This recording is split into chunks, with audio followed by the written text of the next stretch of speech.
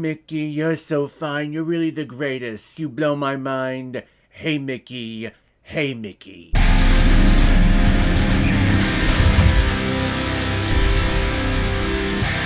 Mickey 17 released this past weekend in 2025 and is directed by Bong Joon-ho, who's also directed such films like Memories of Murder, The Host, Snowpiercer, and the Best Picture winner Parasite. And this film is starring Robert Pattinson, Naomi Ackie, Stephen Yen, Toni Collette, and Mark Ruffalo, who seems to be having the time of his life portraying or supposedly portraying a certain US president. In the year 2054, Mickey Barnes has signed up to be an expendable upon a spacecraft that is commanded by the failed politician Kenneth Marshall that is making its way towards a planet to eventually colonize it and to better the human species because of it. Well, in order for the crew to properly inhabit the planet, they must do a bunch of experiments on the atmosphere, the viruses lurking in the air, the food, the water, so everything is tested on Mickey. But because Mickey has volunteered to be an expendable, his DNA is saved in a hard drive, and whenever a version of Mickey passes away during an experiment, he is reprinted the next day. And we are on the 17th version of Mickey, and yes, he should have been left for dead, he should have died, and the printing process should have just continued sequentially, but Mickey 17 survived, so now we have this issue of there being a 17 and an 18 version of Mickey that apparently is a law that is outlawed, and that's really what this whole expendable program, why that's happening here in space, is because it was banned on the planet, but because they're not on planet, they're on a spaceship going to this other planet,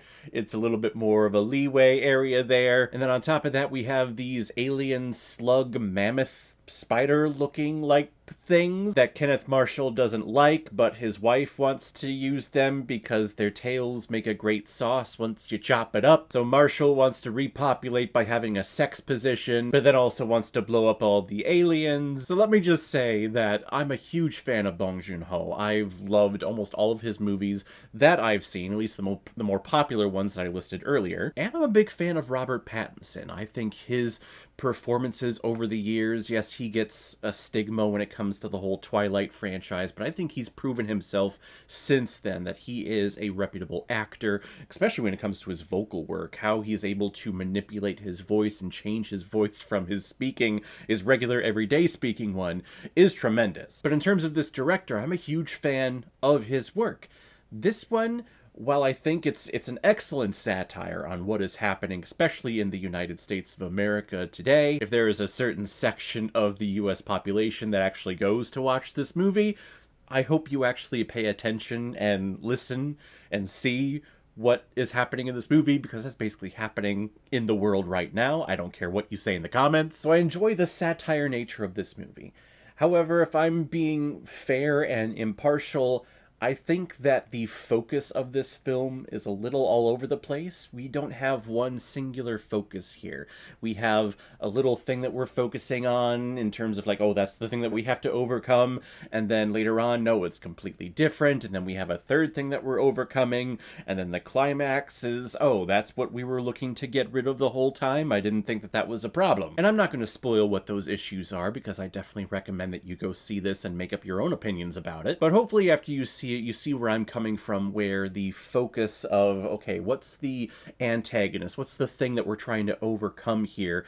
It turns into like multiple different things that we're trying to overcome, and the script, the story, I feel get bogged down a little bit, or a little too complex with things. Though I do think that this film has way more positives than negatives. Again, I think Robert Pattinson is the reason to go see this movie. Even just how he's able to differentiate between each version of Mickey. Each one has its own like purpose in living, and then once Mickey 17, who our title character, once he survives the next day and the next Mickey is printed, his whole outlook on life changes, and how he portrays 17 in that mindset as opposed to the 18 that is just reprinted, I think is tremendous. And again, what he does with his vocal work is it's incredible. Like, I think any actor should aspire to have the complexity and the range when it comes to vocal training and vocal work as an actor, by just watching Robert Pattinson. Like, Robert Pattinson, I think, is the gold standard, at least nowadays. And I mentioned Mark Ruffalo already in this movie, who does play, like,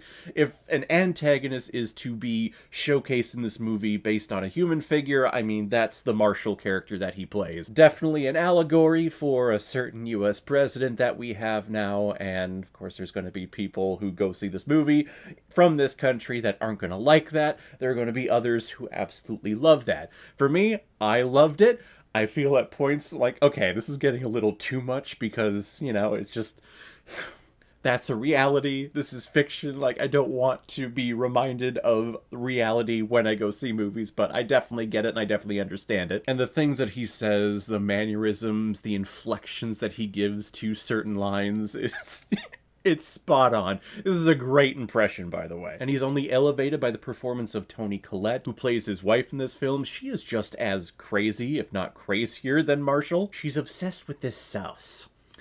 And I don't know why, but gosh darn it, she just wants to have some great steak sauce. And if it comes by killing the local inhabitants of this planet that they've landed on, then so be it. I will be honest, she was annoying the fuck out of me, but I can't fault her performance for being over the top and being just so overly over, I guess. I mean, that's really the best word to describe her. She's a lot. But I can't criticize her and then not criticize Mark Ruffalo for it, because they just play off of each other so well, so I'm not going to do that. And in terms of a sci-fi adventure, the visual effects of this planet and the spacecraft, the situation that they're in, I think is all very unique. This is a very unique story, and it does what sci-fi is supposed to do. Sci-fi is supposed to be an allegory, or it's supposed to be a way of people reading or watching social commentary on what is happening in the real world today. And that is exactly what Mickey 17 does. Some people may absolutely love that. Some people may go into this movie and not like that at all. But it does need to be stated that that is the big marketing point behind this story. We are showcasing to the extreme what is happening in this world today, in particular in the US. And if you don't like that this commentary is presented, well then, you know, take a chill pill and get over it. It's just a movie. But for those of you, like myself, that appreciate when a piece of art presents a social commentary on the world around us, it's a mirror to society, well then I think this movie is going to be a great watch along for you. I'm going to give Mickey 17 3.5 out of 5 Blu-rays. I am above average. So guys, if you've seen Mickey 17, what did you think about it? Or if you've never seen it before and you stumbled across because of this video, then comment below and let me know what you thought about it. And as always, if you like what you see here, if you like my take on movies, then hit the subscribe button and make sure you hit that bell. See you the next time I release my next movie review. So guys, I will see you next time on the channel, but in the meantime, be well, be good to each other, and go watch a movie. Take care, guys.